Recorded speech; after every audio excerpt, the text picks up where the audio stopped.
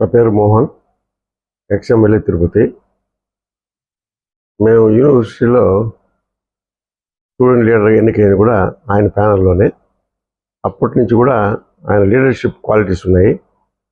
అందువల్ల 78లో ఆయనకు టికెట్ రావటం, మేమంతా విలేజ్కి పోయాం.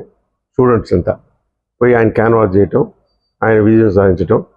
తర్వాత అంజయ్ గారి క్యాబినెట్లో హోంమంత్రిగా, అతను కూడా పర్సనాలిటీ చాలా బాగుంటాడు మనిషి కూడా. అప్పుడు అన్నీ కూడా ఆయనకి అనుకూలంగా వచ్చాయి. అందువల్ల మంత్రిగా సక్సెస్ఫుల్గా కంప్లీట్ చేయగలటం. మళ్ళీ ఆయన తెలుగుదేశంలో చేరి కష్టపడే తత్వం ఆయన చూసి నేర్చుకోవాలన్నా కానీ ఆయన తెలుగుదేశంలో చేరినా కూడా ఈ శిక్షణా శిబిరాలు స్టార్ట్ చేయటం. అప్పుడు నన్ను కూడా మోహన్ నువ్వు కూడా శిక్షణా తరగతి రావాలంటే ఇప్పుడు నాకు అర్థమయ్యేది. అప్పుడు జస్ట్ నాకు మ్యారేజ్ అయింది. ఇది శిక్షణా తరగతి ఏంది ఇదేదో అనుకుంటే కొత్త అనుకుంటే ఆయన అప్పట్లోనే ఎమినెంట్ స్పీకర్స్ని పిలిచి వాళ్ళ దగ్గర కార్యక్రమాలు నడిపించుకుంటూ మమ్మల్ని అంతా ఎలివేట్ చేస్తూ రామారావు నన్ను దొడుకొని పోయి ఇతను తుడాచార్యం చేయాలని చెప్పి నన్ను తీసుకొని పోయి పొలిటికల్గా నాకు ఎంట్రీ ఇచ్చిన కూడా ఆయన. తర్వాత ఎమ్మెల్యే ఇవన్నీ కూడా చేయడం జరిగింది. ఆయన కష్టజీవి. ఈ ఫ్రాక్షన్స్ నాట్ అలౌడ్ నాకు వద్దని చెప్తాడు కానీ ఎంకరేజ్ చేయడం. ఇప్పుడు పరిస్థితి యూనివర్సిటీలో మేము కొట్టాడుకునేవా కానీ ఆయన వద్దనే చెప్పేవాడు. కానీ మా ఫ్రాక్షన్స్ వచ్చిన వాళ్ళకు మేము కొట్టాడుకోవడం జరిగింది. స్టూడెంట్స్ కొట్టాడుకునే కూడా ఆయన ఎప్పుడు శాంతిని కోరుకునేవాడు కానీ ఎంకరేజ్ చేసేవాడు కాదు. అతని నాయకత్వం ఇప్పుడు రాష్ట్రానికి దేశానికి కూడా తలమానికమైంది.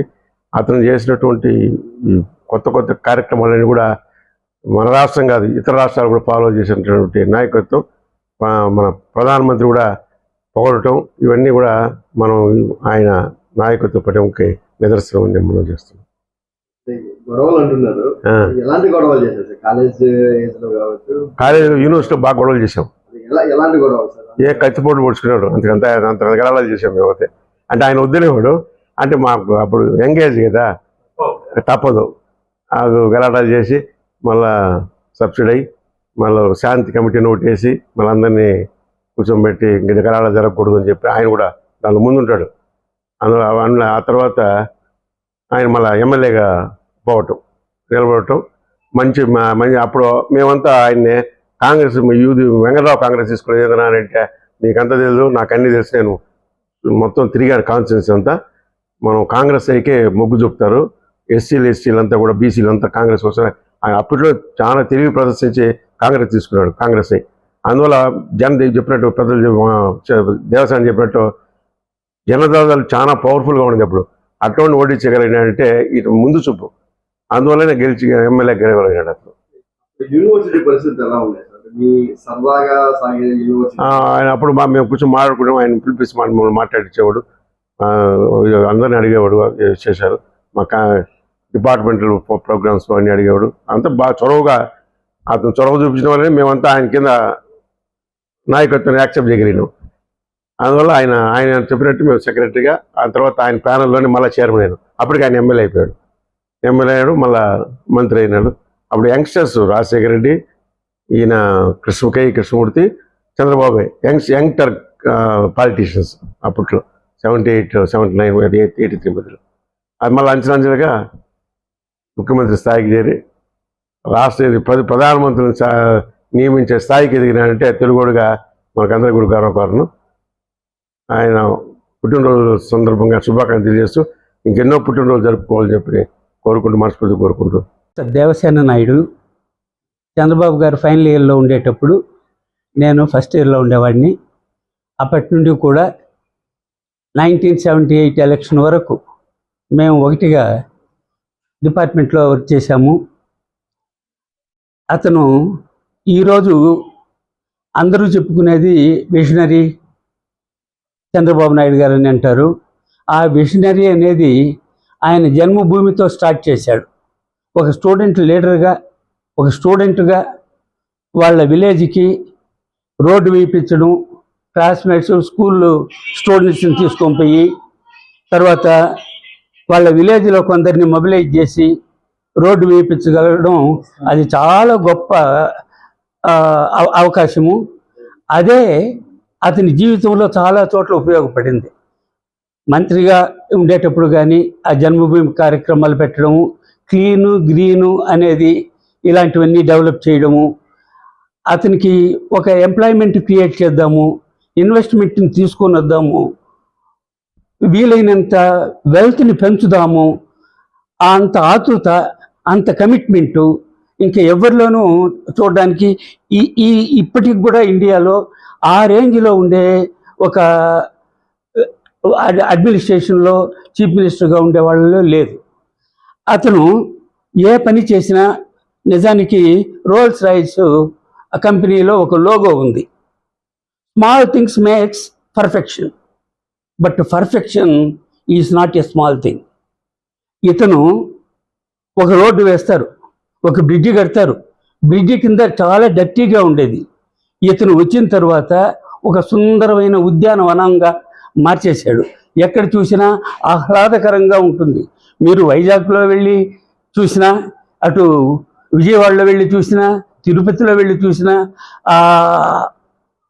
ఆ గార్డెను, ఈ రాష్ట్రంలో ఆయన ఏర్పాటు చేసిన గార్డెన్స్ కానివ్వండి, వృక్ష సంపద కానివ్వండి, ఒక అట్మాస్ఫియర్లో చేంజ్ వచ్చేటట్టుగా అటు అట్మాస్ఫియర్ని తీసుకొని వచ్చాడు, వెల్త్ని పెంచాడు, అదే కాకుండా ఎంప్లాయ్మెంట్ పెంచాడు, దేశాల్లో కూడా పేరు సంపాదించుకోగలిగిన పునాది ఆ రోజుల్లోనే ఆయన చేసిన విధానాల్లో ఉంది. నాకు చాలా అనుభవం ఉంది చంద్రబాబు అన్నతో. ముఖ్యంగా వారి యొక్క లీడర్షిప్ క్వాలిటీస్ ఈ రోజుకి కూడా మాకు చాలా మార్గదర్శకంగా ఉన్నాయి. ఆ అడుగుజాడల్లో మేము కొన్ని విషయాలు ముందుకు తీసుకెళ్ళాం కాబట్టి ఈ రోజుకి కూడా మేము చాలా సంతోషంగా ఉన్నాము. వారిపైన చాలా గౌరవంగా ఉంది. ఎందుకోసం అంటే వారి అసోసియేషను మాకు దివిసీమ పరిస్థితుల్లో అక్కడ బాధితులకంతా కూడా విరాళాలు సేకరించేటటువంటి విషయంలో మమ్మల్ని అందరినీ గ్రూపులు చేయడం, ఆ లీడర్షిప్ క్వాలిటీస్ అంతా కూడా ఆయన ఎగ్జిబిట్ చేసి ఆ బాధితులకు కావాల్సినటువంటి విరాళాలు బట్టల రూపంలో కానీ ఇతర వస్తువుల్లో కానీ కలెక్ట్ చేసేటటువంటి విషయంలో ఆయన మాకు చూపినటువంటి చొరవ, మాకు ఇచ్చినటువంటి డైరెక్షన్స్ అవన్నీ కూడా ఈ రోజుకి కూడా మాకు ఎంతో ఉపయోగపడుతున్నాయి. మా జీవితంలో కానీ లేకపోతే మా పిల్లల జీవితంలో కానీ ఈ రోజుకి కూడా మేము చెప్తూ ఉంటాం, ఆయన ఇలా చేశారు, మమ్మల్ని ఇలా తీర్చిదిద్దారు. వారు ఎప్పుడూ ఒక నిబద్ధతతో పనిచేసేటటువంటి వ్యక్తి. ఆ నిబద్ధతే ఈరోజు ఆయన్ని ఎన్నో శిఖరాలకు తీసుకెళ్ళింది. ఈ రోజుకి కూడా ఆ దేశానికి ఒక మార్గదర్శకం, రాష్ట్రానికే కాకుండా దేశానికి కూడా ఒక మార్గదర్శకంగా ఉండేటటువంటి వ్యక్తిగా ఉన్నారు. మాకు చాలా గర్వం, వారి దగ్గర మేము పనిచేసాం, వారి డైరెక్షన్లో మేము ఇలాంటి కార్యక్రమాలు, సేవా కార్యక్రమాలంతా కూడా చేయడం జరిగింది అనేటటువంటి విషయం. నా అదృష్టం ఏమిటంటే ఆ సేవా కార్యక్రమాలు వారు ఇచ్చినటువంటి భరోసా, లేకపోతే వారు ఇచ్చినటువంటి సూచనలు, వారు ఇచ్చినటువంటి డైరెక్షన్స్ అంతా కూడా జీవితంలో నేను అదే ఫీల్డ్లో స్వచ్ఛంద సేవా సంస్థలో పనిచేసేటటువంటి అవకాశం. నేను ఎక్కడొచ్చినా స్వచ్ఛంద సేవా సంస్థలో ఏ మీటింగ్లో కానీ లేకపోతే స్టాఫ్కి కానీ లేకపోతే లబ్ధిదారులకు కానీ మేము చెప్పేటప్పుడు ముందు ఆయన్నే ఆదర్శంగా తీసుకొని చెప్పేవాడిని అనమాట.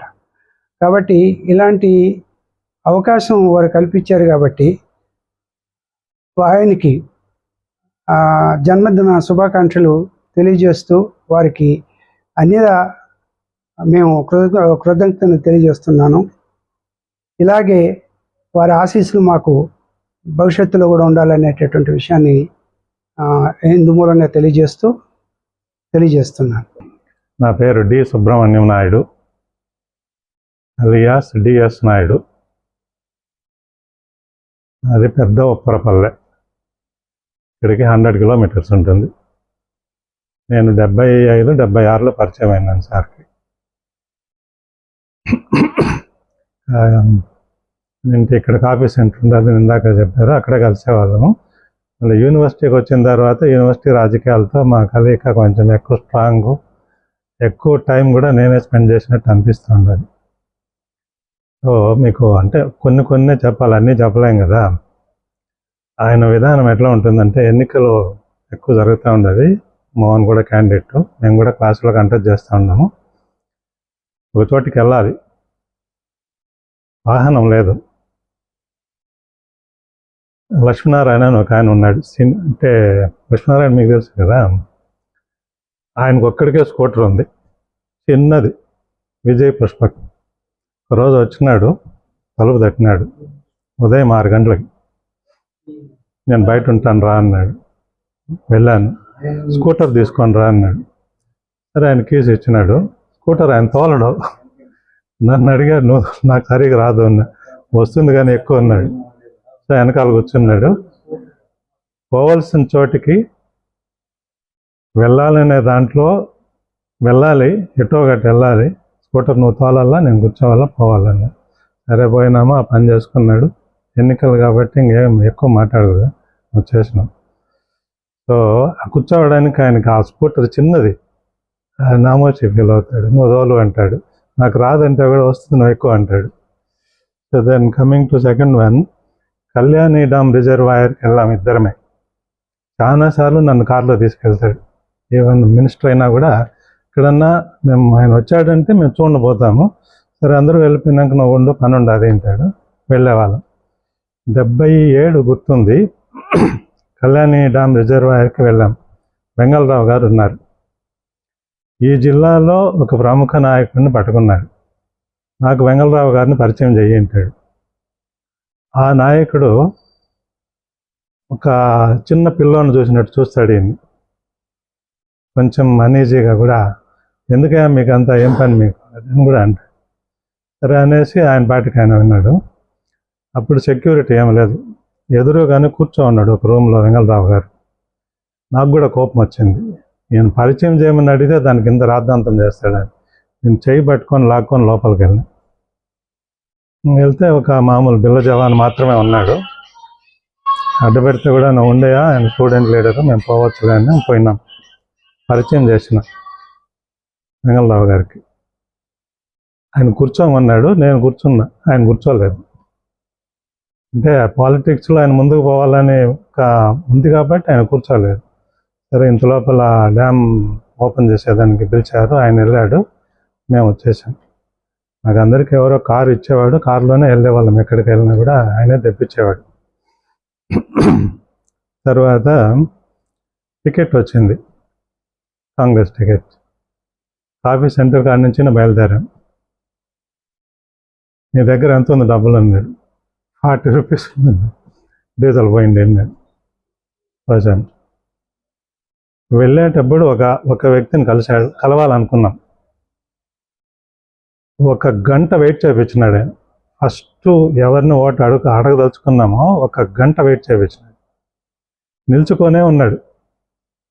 మేము కూర్చున్నాం, ఆయన కూర్చోలేదు. ఆయన ఎప్పుడు వస్తాడు కలవాలని. తీరా ఆయన ఏమి పెద్దగా ఎంకరేజ్ చేయలేదు. మీరంతా పిల్లలు పాలిటిక్స్లోకి వచ్చేసి అట్లా మేమంతా వెళ్ళిపోయాడు. అంటే ఒక వ్యక్తిని కలవాలా, ఆయన దగ్గర పని చేసుకోవాలంటే 1 గంట అయినా కూడా వెయిట్ చేసినాడంటే ఆ పని చేసుకోవాలనే దాంట్లో ఆయన నిబద్ధత ఉంటుంది.